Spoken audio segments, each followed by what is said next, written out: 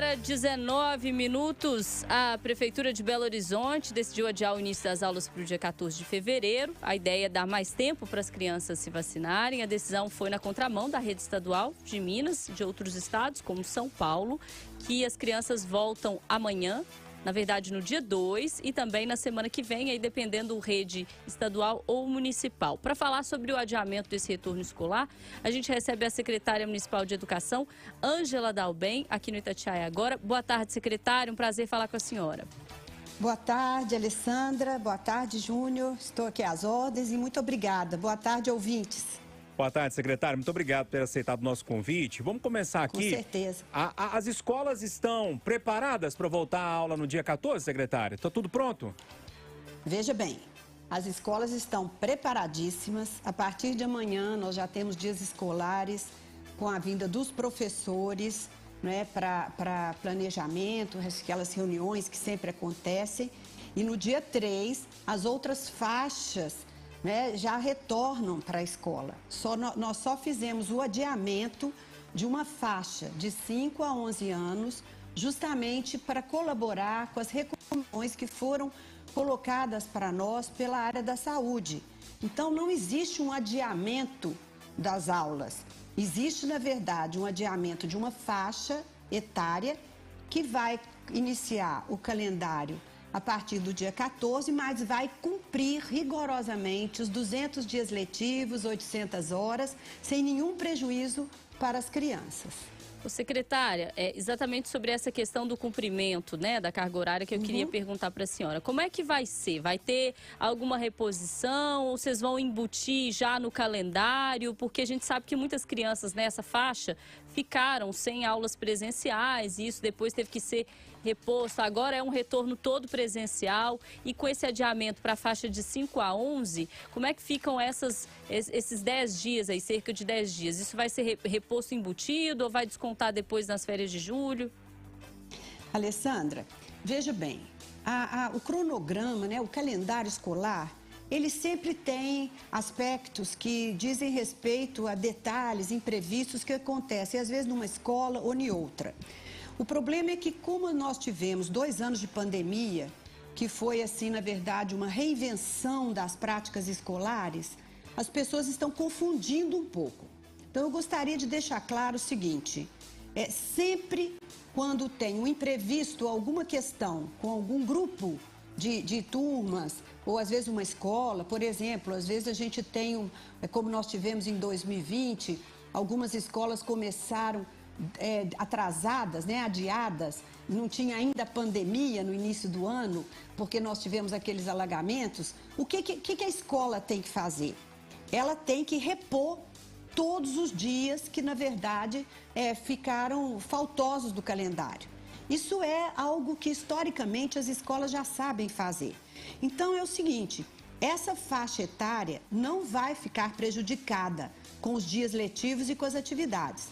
O que vai acontecer é o seguinte, até o Conselho Municipal de Educação deve estar se manifestando com as escolas privadas e outras, que essa autonomia, essa liberdade de usar ou não para esses dias o ensino remoto, outro tipo de atividade, isso é prerrogativa das escolas. Agora, no caso da rede pública, como nós estamos iniciando, nós vamos iniciar com os tempos presenciais e esse ano nós já colocamos o seguinte, o presencial é a base e o remoto é uma complementariedade, diferentemente do que aconteceu em 2020 e 2021, que como a pandemia estava ainda de uma forma incontrolada por nós, né? Porque nós aprendemos com essa pandemia a lidar com os protocolos, a lidar com a vida escolar, reinventamos a nossa prática, agora a gente já tem um domínio. E a gente sabe que, como os protocolos foram instalados, nós fizemos muitas reformas, né? Todas as escolas, quando eu falo nós, eu não estou falando só da rede própria, mas especialmente da rede própria, porque foram muitas reformas, muitas mudanças, mas a rede privada também, as creches parceiras. Existe uma mudança para começar esse ano. A escola já sabe lidar com os protocolos, mas nesse momento específico, foi pedido para nós uma colaboração porque o sistema de saúde precisa se adequar a uma novidade que está no ar. Antes a gente não falava do acometimento das crianças, não é? Da Covid. Hoje a gente sabe que nesse momento, como a maioria dos adultos está vacinada, né? As crianças de 12 anos para cima já estão vacinadas e está havendo casos, está preocupante a situação das crianças de 5 a 11 anos e abaixo de 5 anos não tem vacina, não está previsto. Então, qual foi o pedido? O pedido foi, vamos colaborar nesse momento, estimulando a vacinação e é possível fazer com que essas crianças fiquem mais tempo em casa? É possível uma semana você adaptar e reorganizar esse calendário.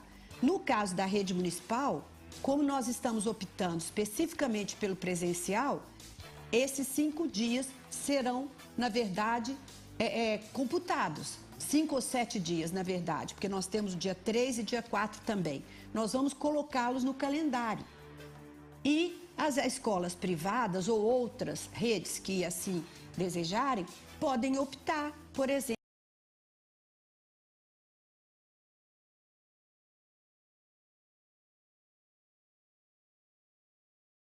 prejudicado com isso. Pelo contrário, nós queremos que seja um tempo, né, onde as famílias vão pensar, né, vão refletir que as crianças estão em casa e que precisam ser vacinadas e que esse período vai ser o tempo necessário para que a vacina faça efeito, não é? Então, essa que é a questão. Sim. Secretária, eu vou entrar na polêmica aqui do adiamento das aulas. Os pais ficaram malucos com essa história, fizeram manifestação no sábado na porta da prefeitura. E aí é uma leitura minha, tá? Uma análise minha que eu faço. Me parece que os pais estão muito mais com medo de isso ser adiado novamente do que o próprio adiamento que aconteceu de uma semana agora. Aí a pergunta é a seguinte, secretária: há algum risco de chegar ali por volta do dia 10 e a gente ter um novo adiamento de início dessas aulas? Ô, Júnior, vamos analisar aqui. Em primeiro lugar, eu acho que está havendo um problema muito sério na forma com que os familiares estão vendo essa questão da Covid. Todo mundo está muito cansado, não é? Mas por várias vezes na vida das nossas crianças, e você pode lembrar, né, da sua vida na escola, nós tivemos, por exemplo, uma limpeza de caixa d'água, infestação de piolho, alguma coisa que acontece e que a escola suspende as aulas e depois repõe. Nós tivemos situações imprevistas e que os familiares confiavam na escola. O que está havendo nesse momento é que todo mundo está dando muito palpite nas determinadas questões e não estão confiando na escola. Vamos analisar aqui a sua pergunta. Com certeza, eu não tenho bola de cristal para dizer que vai chegar aí uma outra variante e que vai criar um pandemônio na saúde. O que eu posso dizer de agora? As escolas estão preparadas, as escolas já aprenderam a lidar com os protocolos, aliás, as crianças aderem bem aos protocolos, mas nós estamos num momento em que a saúde está muito preocupada porque aquilo que ela aprendeu a lidar com os adultos, agora está acontecendo com as crianças. E o que foi falado por vários é que a nossa saúde ainda precisa se organizar para ter mais leitos de UTI, mais leitos de enfermaria pediátrica e que os pediatras, né, não são tantos assim como a gente tinha em anos atrás, né? Não é uma especialidade que tá fácil. Eu não sei dizer, tô aqui falando palpite também, que foi o que me disseram, não é? Então, o que me pediram? Vamos colaborar com esse momento, porque nós estamos nos organizando. Perfeito, é possível.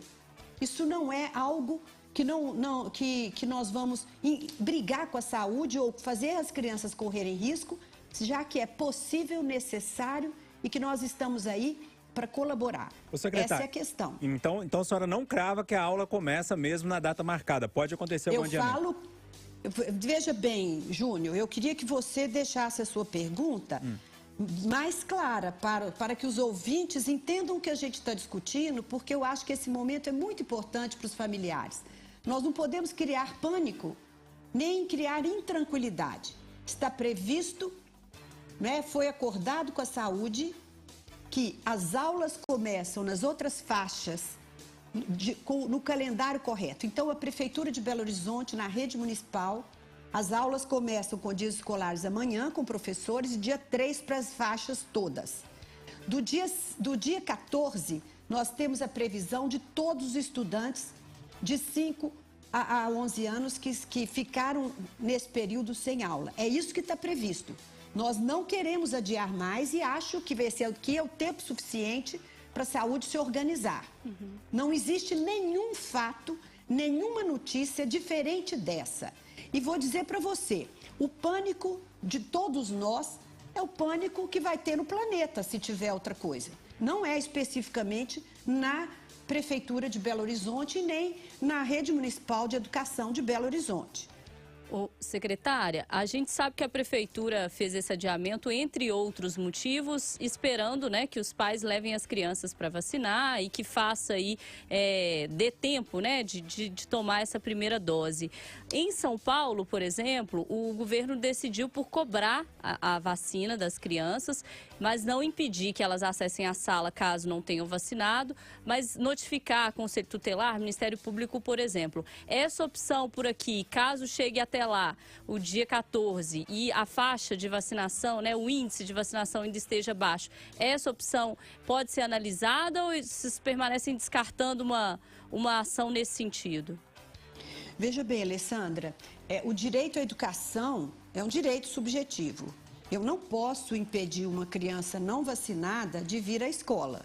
Eu posso pedir os pais que façam isso, dizer dos riscos que ela corre se ela não estiver vacinada e posso sim, como vai fazer o governo de São Paulo, notificar o Conselho Tutelar para que ele averigue as razões que estão acontecendo e até, né, coloque a responsabilidade nos pais, caso eles tenham informação e mesmo assim façam essa opção. Mas isso vai ser feito aqui, secretária? Olha, nesse momento não está sendo cogitado isso, está sendo cogitado realmente estimular os pais, orientar e informar.